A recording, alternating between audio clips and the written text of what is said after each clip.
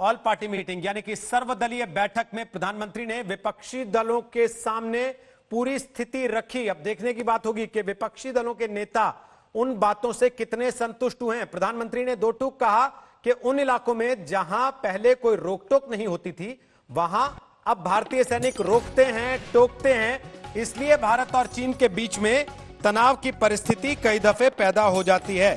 यह बात प्रधानमंत्री ने विपक्ष के नेताओं को कही है। साथ ही साथ पीएम ने यह भी बात साफ कर दी कि ना तो वहां कोई हमारी सीमा में घुसा है और ना ही हमारी कोई पोस्ट किसी दूसरे के कब्जे में है। पीएम ने कहा कि लद्दाख में हमारे 20 जांबाज शहीद हुए, लेकिन जिन्होंने भारत माता की तरफ आंख उठाकर देखा था, उन्हें वो सबक सिखाकर गए। ये बात प्रधानमंत्री ने विपक्ष के नेताओं के साथ अब से थोड़ी देर पहले जो लंबी बैठक चली है सर्वदलीय, उसमें कही है, विपक्ष के नेताओं को बताई है। पीएम ने कहा कि हमारे पास आज ये कैपेबिलिटी है कि कोई भी हमारी 1 इंच जमीन की तरफ आंख उठाकर नहीं देख सकता। भारत की सेनाएं अलग अलग सेक्टर्स में एक साथ मूव करने में सक्षम है। यह बात प्रधानमंत्री नरेंद्र मोदी ने कही है। और साथ ही यह भी कहा, डिप्लॉयमेंट, एक्शन, काउंटर एक्शन, जल थल नभ, हर तरफ हमारी सेनाओं को देश की रक्षा के लिए जो जो करना चाहिए वो हमारे देश की सेना कर रही है। प्रधानमंत्री नरेंद्र मोदी की ये बड़ी बातें हैं जो उन्होंने ऑल पार्टी मीटिंग यानी कि सर्वदलीय बैठक में कही हैं। तमाम नेताओं के साथ 17 पार्टियों के जो चर्चा हुई है उसमें प्रधानमंत्री ने ये बातें कही हैं।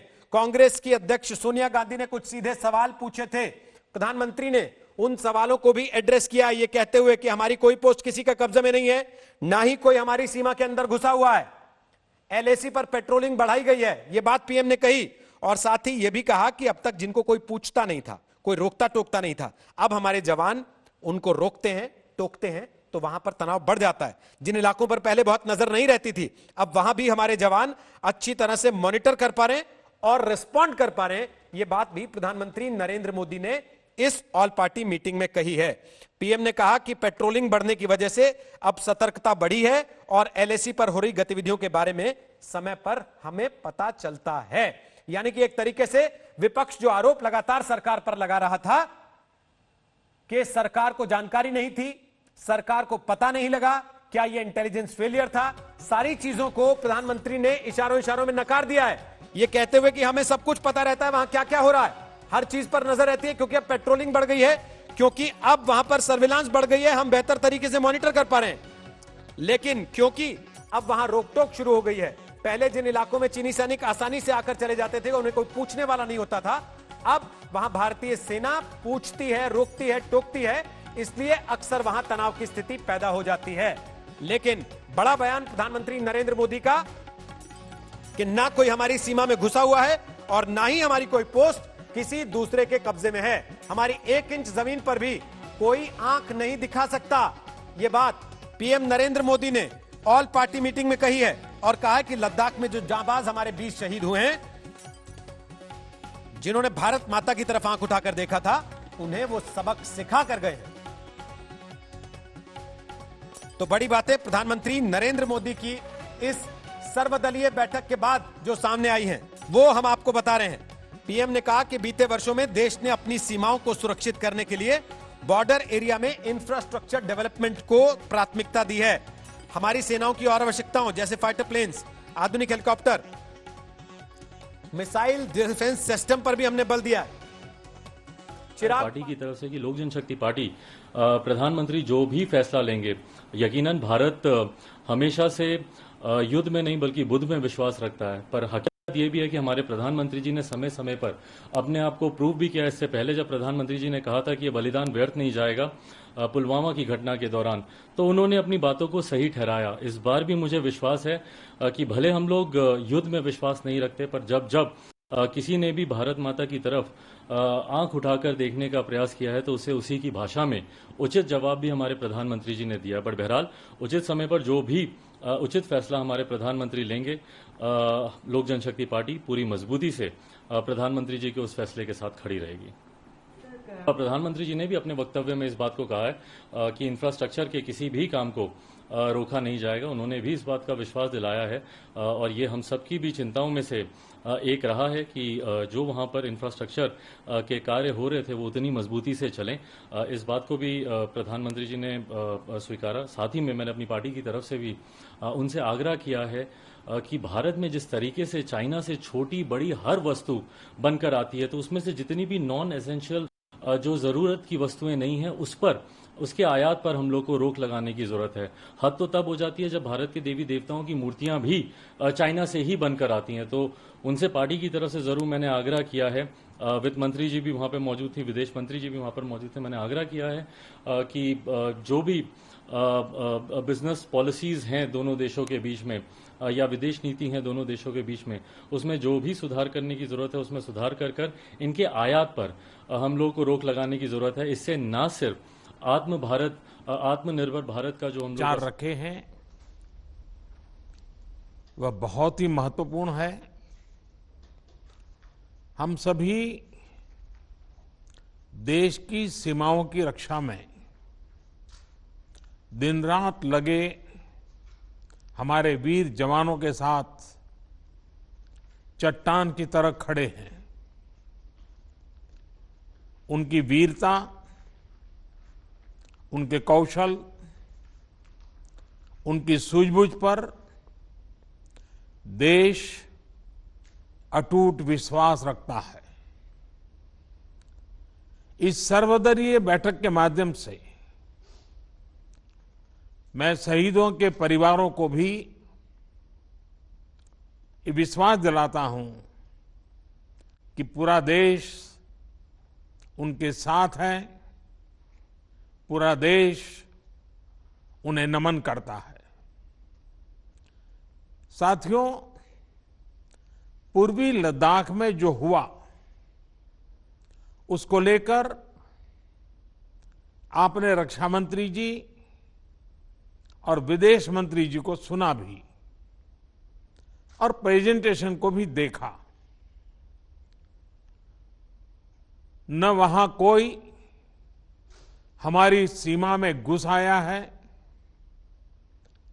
न ही कोई घुसा हुआ है, न ही हमारी कोई पोस्ट किसी दूसरे के कब्जे में है। लद्दाख में हमारे 20 जाबाज शहीद हुए, लेकिन जिन्होंने भारत माता की तरफ आंख उठाकर देखा था, उन्हें वो सबक सिखा कर गए हैं। उनका ये शौर्य, ये बलिदान हमेशा हर भारतीय के मन में अमिट रहेगा। साथियों, निश्चित तौर पर चीन द्वारा एलएसी पर जो किया गया है उससे पूरा देश आहत है, आक्रोशित है। ये भावना हमारी इस चर्चा के दौरान भी आप सबके माध्यम से बार बार प्रकट हुई है। मैं आपको भी आश्वस्त कर रहा हूं कि हमारी सेना देश की रक्षा के लिए कोई कसर नहीं छोड़ रही है। डिप्लॉयमेंट हो, एक्शन हो, काउंटर एक्शन हो, जल थल नभ में हमारी सेनाओं को देश की रक्षा के लिए जो करना है वो कर रही है। आज हमारे पास ये कैपेबिलिटी है कि कोई भी हमारी 1 इंच जमीन की तरफ आंख उठाकर भी नहीं देख सकता। आज भारत की सेनाएं हर सेक्टर में एक साथ मूव करने में पूरी तरह सक्षम है। ऐसे में हमने जहां एक तरफ सेना को अपने स्तर पर उचित कदम उठाने की छूट दी है, वहीं दूसरी तरफ डिप्लोमेटिक माध्यमों से भी चीन को अपनी बात दो टूक स्पष्ट कर दी है। भारत पीस और फ्रेंडशिप चाहता है, लेकिन अपनी सॉवरेनिटी की रक्षा हमारे लिए सर्वोपरि है और आप सबने भी इसी भाव को प्रकट किया है। साथियों, बीते 5 वर्षों में देश ने अपनी सीमाओं को सुरक्षित करने के लिए बॉर्डर एरिया में इंफ्रास्ट्रक्चर डेवलपमेंट को प्राथमिकता दी है। हमारी सेनाओं की दूसरी आवश्यकताओं जैसे फाइटर प्लेन्स, आधुनिक हेलीकॉप्टर, मिसाइल डिफेंस सिस्टम आदि पर भी हमने बहुत बल दिया है। नए बने हुए इंफ्रास्ट्रक्चर की वजह से खासकर एलएसी में अब हमारी पेट्रोलिंग की कैपेसिटी भी बढ़ गई है। पेट्रोलिंग बढ़ने की वजह से अब सतर्कता बढ़ी है और एलएसी पर हो रही गतिविधियों के बारे में भी समय पर पता चल रहा है।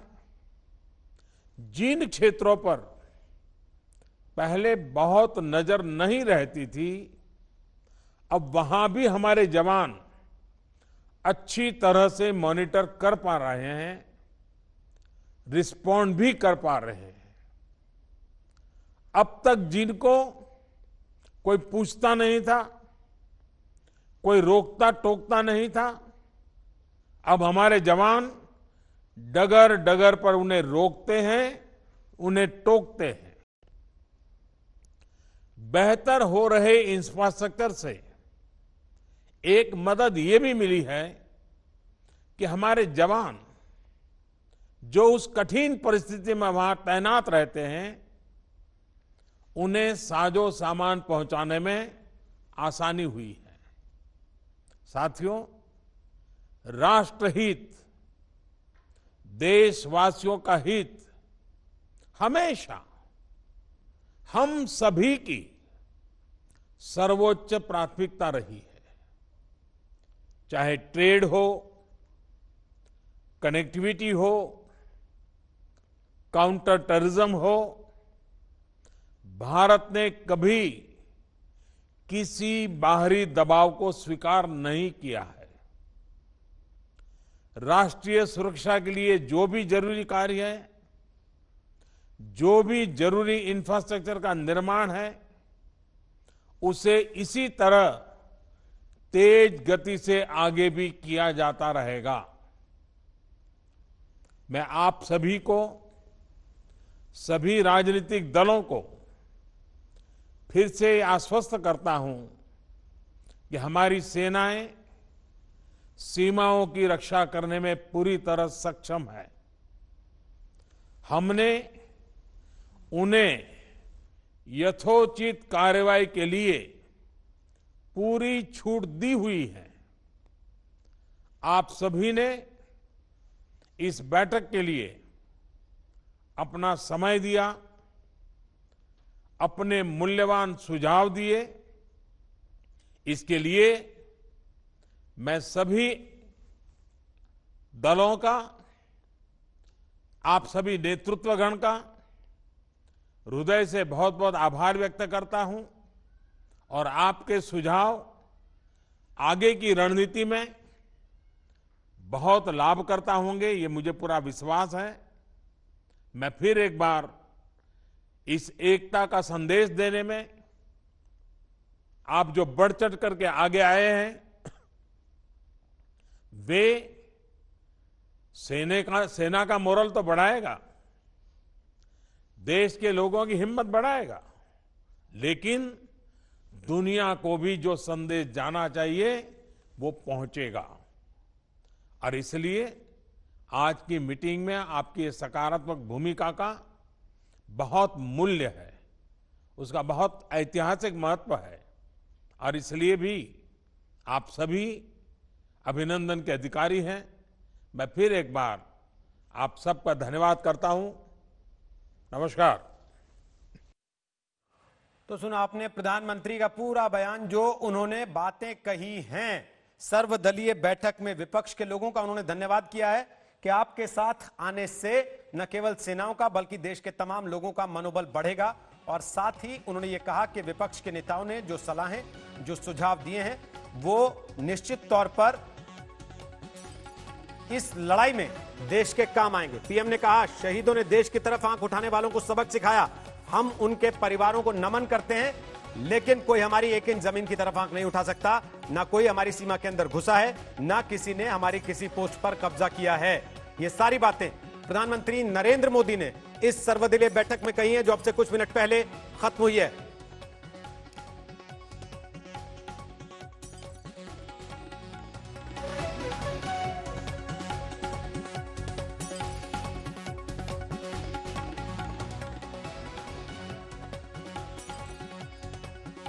श्वेता सिंह मेरी सहयोगी इस समय आ गई हैं लद्दाख से लाइव हमारे साथ, वहां जहां ग्राउंड पर एक्शन है और यहां दिल्ली में जहां राजनीतिक एक्शन चल रहा है। श्वेता, और प्रधानमंत्री का कहना कि आज की इस ऑल पार्टी मीटिंग से न केवल सेनाओं का हौसला बढ़ेगा, बल्कि तमाम देश के नागरिकों का हौसला बढ़ेगा कि आखिर इस घड़ी में सारी पार्टियां एक साथ आई।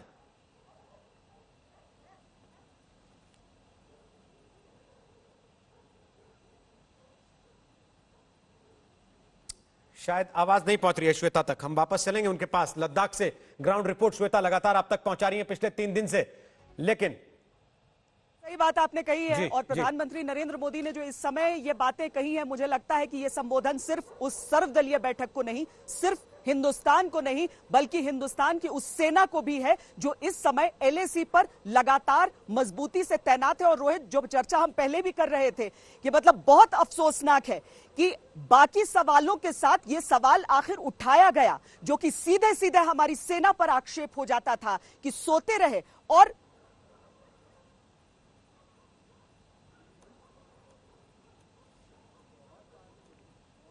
श्वेता सुन पा रहे हैं आपको? थोड़ी देर में आप तक आवाज पहुंच रही है शायद।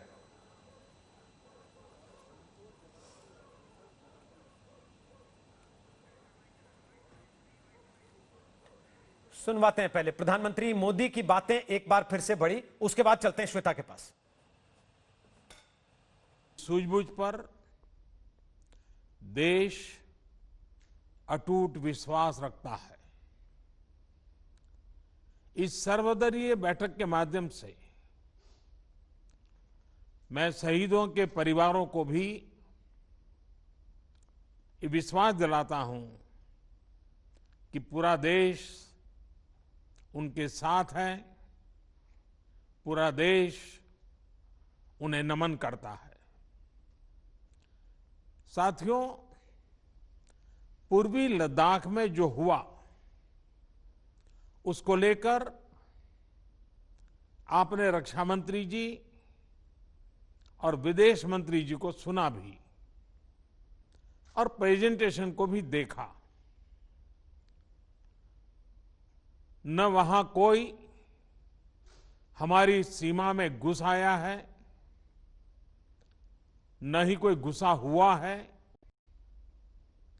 न ही हमारी कोई पोस्ट किसी दूसरे के कब्जे में है।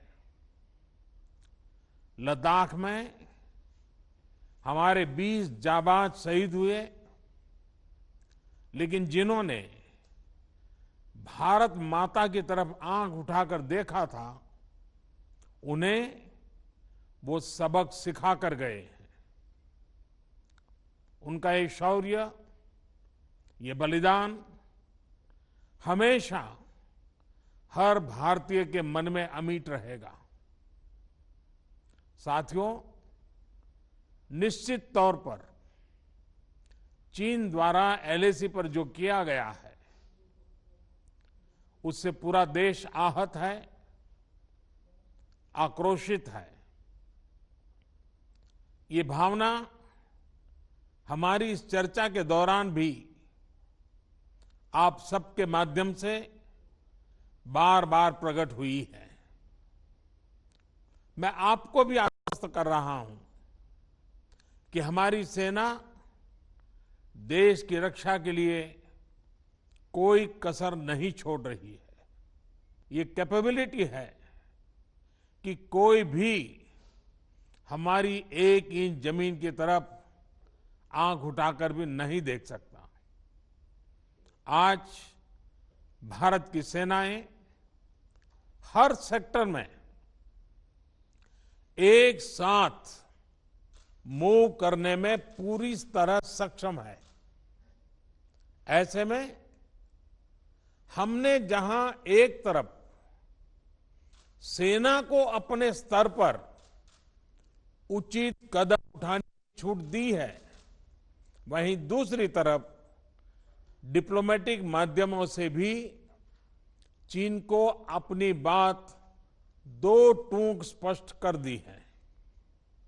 भारत पीस और फ्रेंडशिप चाहता है, लेकिन अपनी सॉवरेनिटी की रक्षा हमारे लिए सर्वोपरि है और आप सबने भी इसी भाव को प्रकट किया है। साथियों, बीते 5 वर्षों में देश ने अपनी सीमाओं को सुरक्षित करने के लिए बॉर्डर एरिया में इंफ्रास्ट्रक्चर डेवलपमेंट को प्राथमिकता दी है। हमारी सेनाओं की दूसरी आवश्यकताओं जैसे फाइटर प्लेन्स, आधुनिक हेलीकॉप्टर, मिसाइल डिफेंस सिस्टम आदि पर भी हमने बहुत बल दिया है। नए बने हुए इंफ्रास्ट्रक्चर की वजह से खासकर एलएसी में अब हमारी पेट्रोलिंग की कैपेसिटी भी बढ़ गई है। पेट्रोलिंग बढ़ने की वजह से अब सतर्कता बढ़ी है और एलएसी पर हो रही गतिविधियों के बारे में भी समय पर पता चल रहा है। जिन क्षेत्रों पर पहले बहुत नजर नहीं रहती थी, अब वहां भी हमारे जवान अच्छी तरह से मॉनिटर कर पा रहे हैं, रिस्पॉन्ड भी कर पा रहे हैं। अब तक जिनको कोई पूछता नहीं था, कोई रोकता टोकता नहीं था, अब हमारे जवान डगर डगर पर उन्हें रोकते हैं, उन्हें टोकते हैं।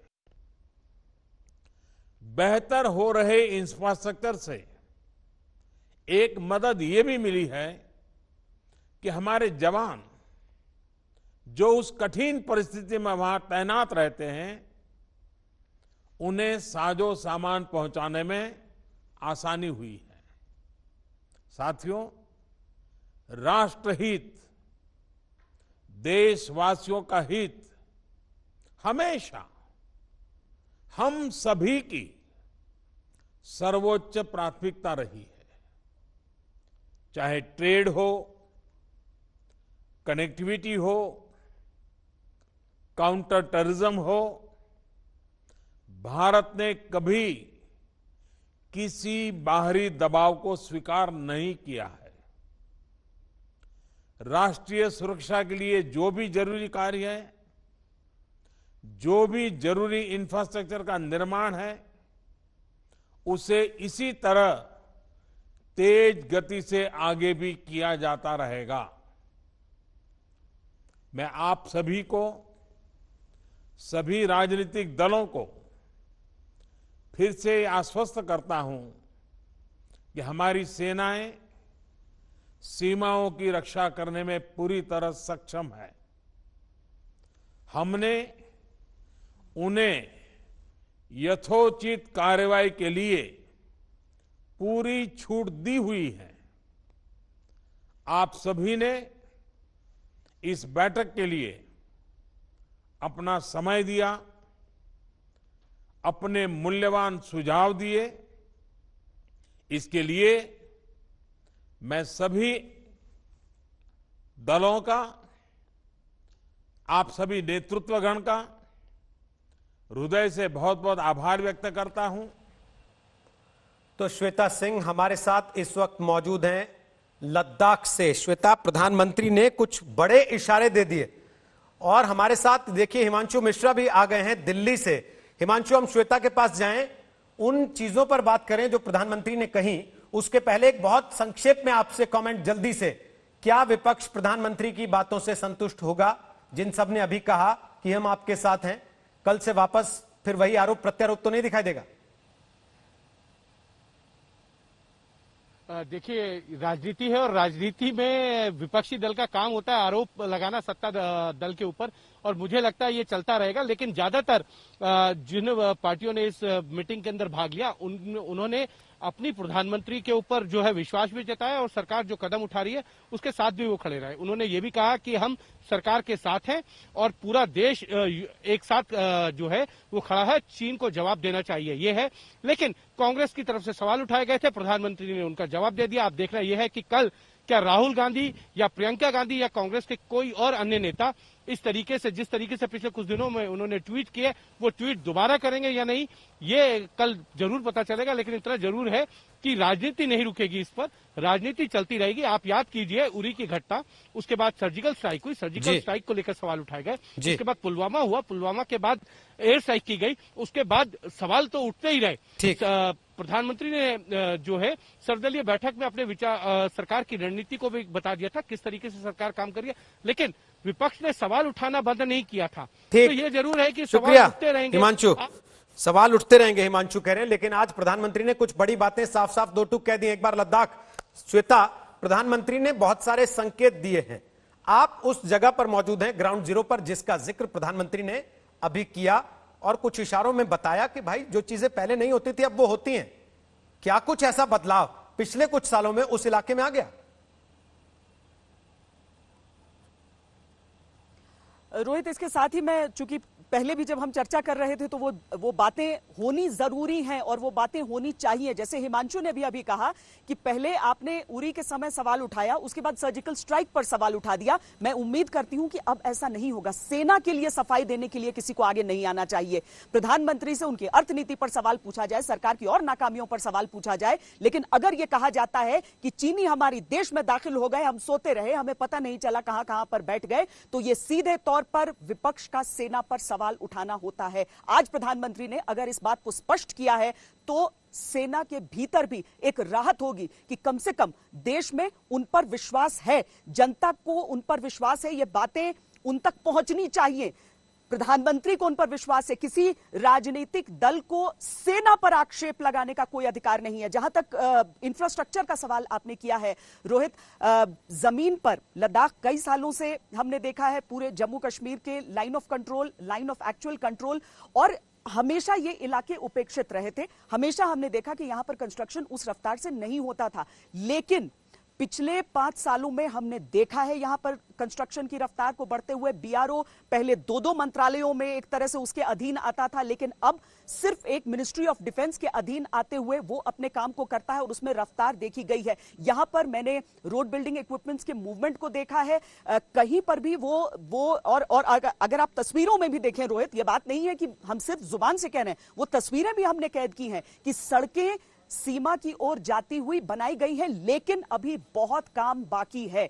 जिस रफ्तार से काम हुआ है उसके बावजूद अभी बहुत काम बाकी है रोहित, और उसे अगर इसी रफ्तार से हम बनाते रहे तो चंद साल तक हमारी भी कनेक्टिविटी बॉर्डर पर उतनी ही बेहतर हो जाएगी जितनी चीन ने इतने सालों में अपनी दुरुस्त कर रखी है। जी श्वेता, वापस आते हैं आपके पास, आप रहिएगा हमारे साथ। श्वेता लगातार आपको पिछले 3 दिन से वहां का सूरत हाल बता रही है, ग्राउंड की रिपोर्ट वहां से लगातार दिखा रही है। गलवान की घटना ने भारत को चीन के सामने अपने सारे विकल्पों को टटोलने के लिए मजबूर किया। भारत साफ कह चुका है, अखंडता और संप्रभुता में समझौता नहीं हो सकता, इसलिए अब भारत की सैनिक तैयारियां भी साफ साफ दिखने लगी हैं।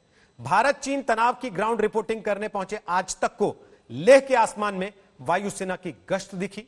वायुसेना प्रमुख air chief marshal RKS Bhadauria के भी लेह एयरबेस जाने की खबर आई, और इस सब के बीच एलएसी पर भारत चीन समझौतों की समीक्षा की भी आवाजें उठने लगी हैं। लेह से श्वेता की ग्राउंड रिपोर्ट्स के जरिए भारत चीन तनाव की मौजूदा परिस्थितियों पर आपके लिए हमने यह स्पेशल रिपोर्ट तैयार की है। देखिए, इसी तरीके से आसमान में आप जो फाइटर विमानों की सर्वेलांस सॉर्टीज देख रहे हैं वो लगातार चल रही हैं। किसी भी तरीके से किसी भी क्षेत्र को ऐसा नहीं छोड़ा जा रहा है कि वो अनप्रोटेक्टेड रहे। आसमान की आंखें लगातार लगी हुई हैं कि किसी भी तरीके से दुश्मन पर हम हावी रहें। आसमान से लेकर जमीन तक हमारे जो फोर्सेस हैं वो लाइन ऑफ एक्चुअल कंट्रोल की हिफाजत इस तरीके से कर रहे हैं कि चीन भी बुरी तरह से घबराया हुआ है, क्योंकि हिंदुस्तान का ऐसा रूप उसके लिए भी थोड़ा नया नया सा लगता है। जहां 62 की धमकियां अब धीरे धीरे खत्म होंगी, 62 की याद को 2020 का अनुभव उसे भुला देगा।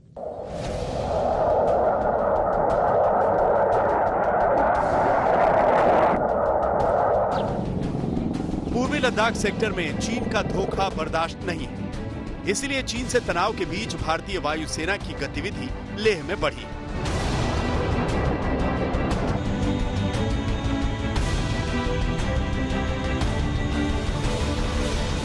लेह के आसमान में भारतीय वायुसेना के विमान ऐसे दिन गश्त लगाते दिखे हैं जब वायुसेना प्रमुख air chief marshal RKS Bhadauria Leh के एयरबेस पहुंचे थे।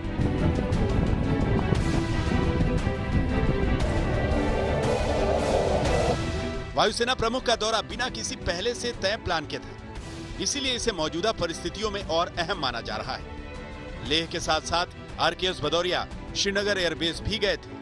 श्रीनगर और लेह एयरबेस के दौरों से पहले वायुसेना प्रमुख CDS जनरल बिपिन रावत और सेना प्रमुख जनरल MM नरवणे से उनकी मुलाकात हुई थी। एयरफोर्स चीफ के दौरे के साथ ही वायुसेना ने लद्दाख के पास एक बेस पर अपने मिराज 2000 विमानों को तैनात किया है।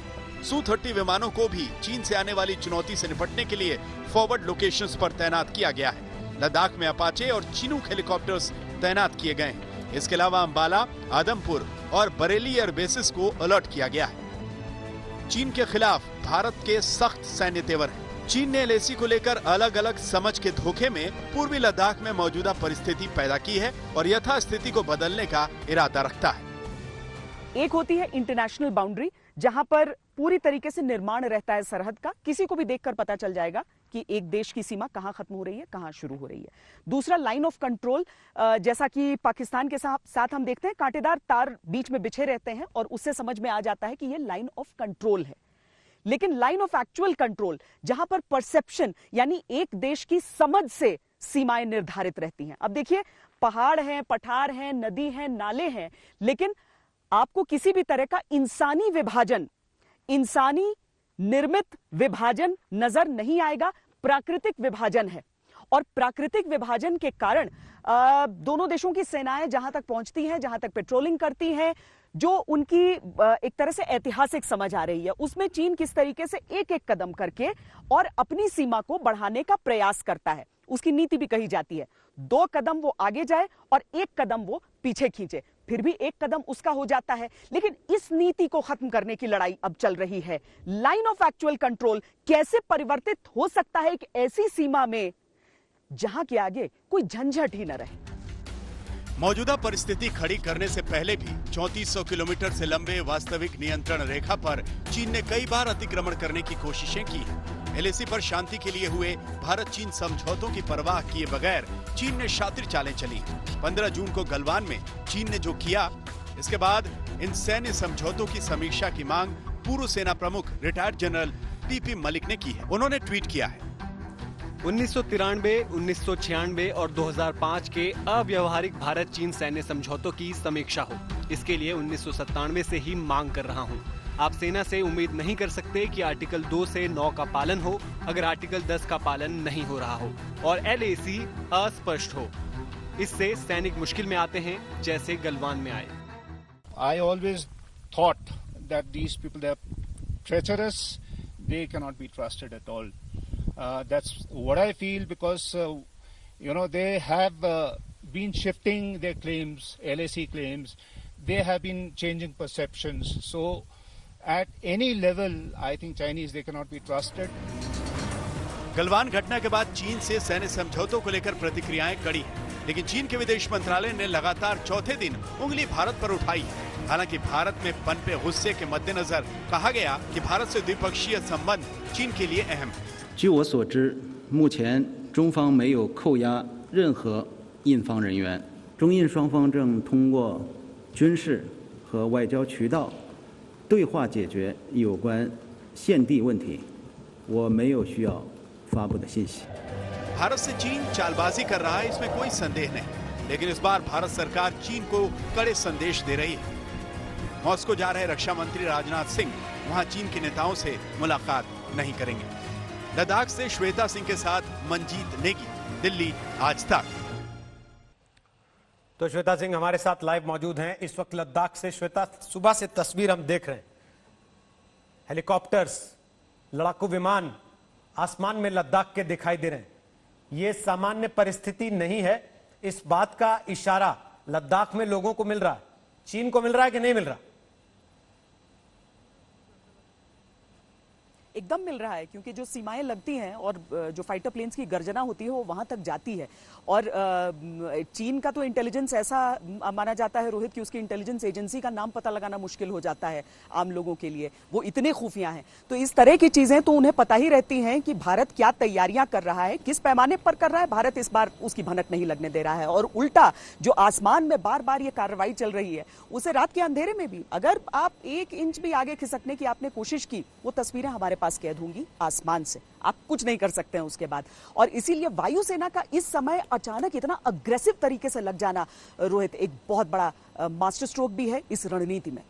वापस आते हैं श्वेता आपके पास, और केवल आसमान ही नहीं, जमीन पर भी देखिए तैयारी कैसी है। लद्दाख में सड़कों का बहुत बड़ा सामरिक महत्व है। वहां ऐसी पक्की सड़कें भी हैं जो भारतीय सेना को किसी भी परिस्थिति में नई रफ्तार देती हैं, और ऐसे कच्चे रास्ते भी हैं जिन्हें दुरुस्त करने के लिए लगातार काम चल रहा है। श्वेता ने दोनों तरह के इलाकों का वहां जायजा लिया है और वहां के लोगों से बात भी की है।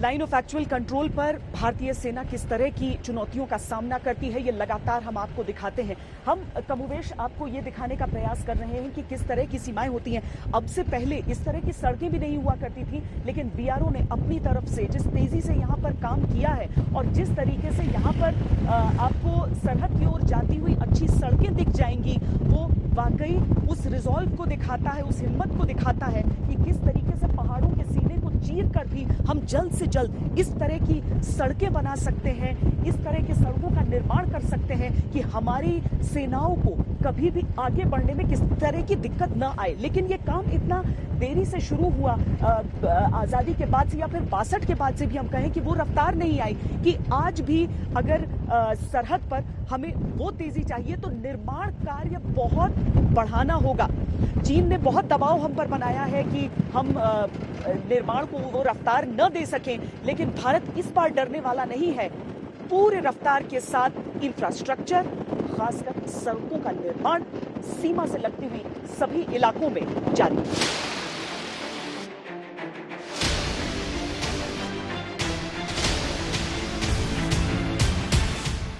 इन पहाड़ों को अगर आप देखें तो इस पे किसी भी तरह की आपको ग्रीनरी नजर नहीं आएगी, और जिन चुनौतियों की हम बात करते हैं कि ग्रीनरी न होने के नाते, इस तरह की नंगी पहाड़ियां होने के नाते इस ऊंचाई पर, इतनी 1000 फीट की ऊंचाई पर क्या दिक्कतें आती हैं, सांस लेने में किस तरह का दबाव रहता है, प्रेशर रहता है, और क्यों बहुत ज्यादा आपको तंदुरुस्त रहना होता है, सेहतमंद रहना होता है, फिट रहना होता है। और तभी इन ऊंचाइयों पर न सिर्फ आपको ये पहाड़ियां नहीं चढ़नी है, आपको इन पहाड़ियों पर लड़ाई लड़नी है, युद्ध लड़नी है। और चीन ने क्या कोशिश की है कि इसी तरीके से जो वैली को सराउंड करती हुई जो पहाड़ियां हैं, उनकी ऊंचाई की जगहों पर वो अपनी जगह ले ले। यहाँ पर दरअसल सिविल मूवमेंट की इजाजत नहीं होती है, एक गांव तक वो इलाका है।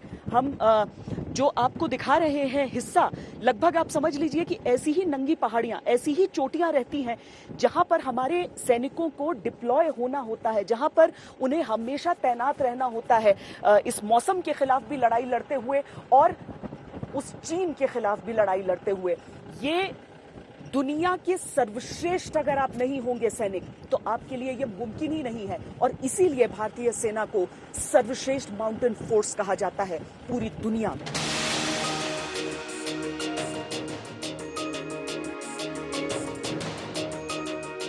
हम हमने मेन सड़क आपको दिखाई कि किस तरीके से वहां पर पक्की सड़क है, वहां पर सेना का साजो सामान और ट्रूप्स हमारे मूव करते हैं। लेकिन गांव की अगर हम बात करें, एलएसी तक जाते जाते जो गांव होते हैं ऐसी कच्ची सड़कें आपको दिखेंगी हर जगह। बातचीत ये चल रही है कि क्या इन सड़कों को भी पक्के तौर पर निर्मित किया जाए, ताकि अगर सैनिकों को एक वैकल्पिक रूट की जरूरत हो तो वो इस सड़क का इस्तेमाल भी कर सकें, इस वैकल्पिक सड़कों का इस्तेमाल कर सकें।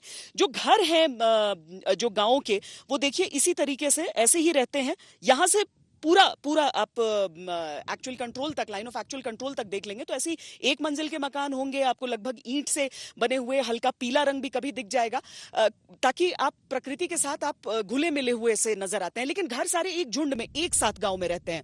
हाँ, इतना जरूर है कि एक गांव से दूसरे गांव तक का जो फासला होता है वो लंबा होता है, यानी बहुत करीब करीब गांव नहीं बल्कि काफी दूरी पर आपको गांव दिखते हैं। तो आजकल जो इजाजत लोगों को है, या तो आप निवासी हैं, यहाँ के रिहाइश है आपकी, तो यहां से आप आ जा सकते हैं लेह शहर से अगर आपको आना हो गांव तक तो। और अगर आप निवासी नहीं हैं तो आपको स्पेशल परमिट चाहिए, इनर लाइन परमिट चाहिए होती है, वरना सिर्फ इस समय तो ट्रूप्स का मूवमेंट चल रहा है। और सबसे आवश्यक यही है कि हमारी सेनाएं जो हैं वो बिना बाधा के आगे तक जा सकें।